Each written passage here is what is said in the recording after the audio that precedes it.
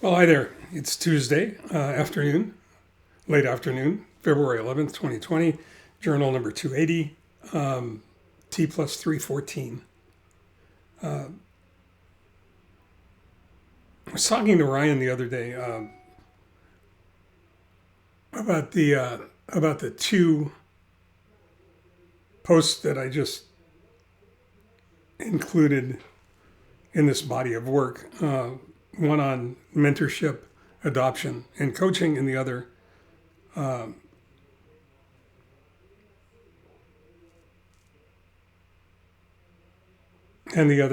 coaching itself, on the common thread that runs through all of them. And we got to talking about a number of different things, but one of the things we started talking about was suboptimal performance. We were talking about that within the context of coaching, and two things occurred to me in the middle of that discussion that are, I think, important, and I think that they're elements of performance that we should all be aware of, and we should consider. The first goes back to something we've talked about before, and is a legacy from my dad, really, and that is that you gotta wanna. Something I've been writing about for probably close to 30 years. You gotta wanna fix the car. That was my dad's context. If you want to fix the car, it'll get fixed. You'll find a way to fix it. If you don't, if you're not committed, then if you're not dedicated, determined, then all the tools, technology, and training in the world aren't going to help you, because you'll quit. You'll stop early. You won't go as far as you need to go. The other was something that occurred years ago in the middle of a motivational seminar that I attended. Couldn't tell you when, couldn't tell you where, couldn't tell you who it was that provided the information, but I can tell you about one of the demonstrations that occurred that was really important. It goes to the heart of gotta wanna, but it also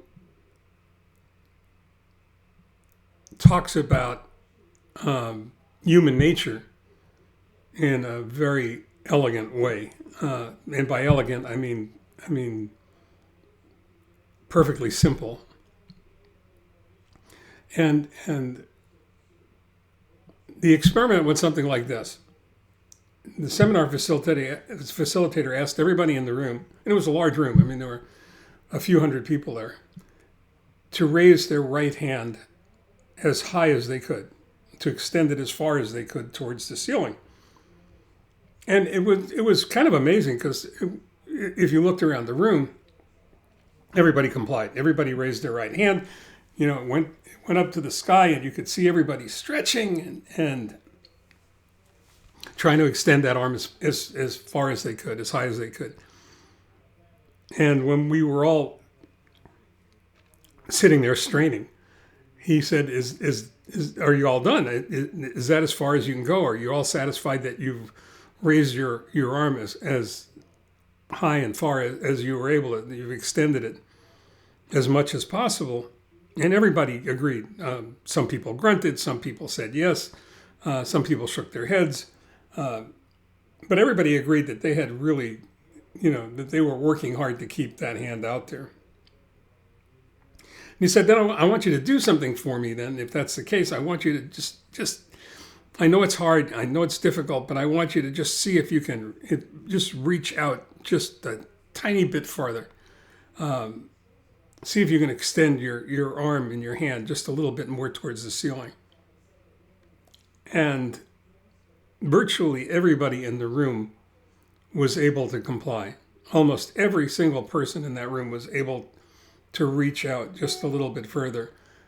At which point, the seminar facilitator looked at all of us and leaned forward into the room and said, "What's that all about? I just asked you if that was as far as you could go. I asked you to go as far as you could go. You said that you did. Why were you holding back? Why did you not go that extra few millimeters, the first time? Why didn't you give it everything that you had the first time? I think both of those elements are important, and I think they talk to the issue of success, and they talk to our personal commitment and our dedication and our willingness to sacrifice and strive. And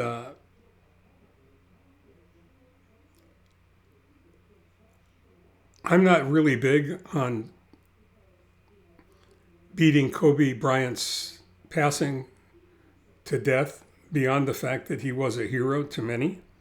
But I think if you're looking for an example of exactly what the opposite of suboptimal performance is, you need look no further than the example he provided all of us as his legacy.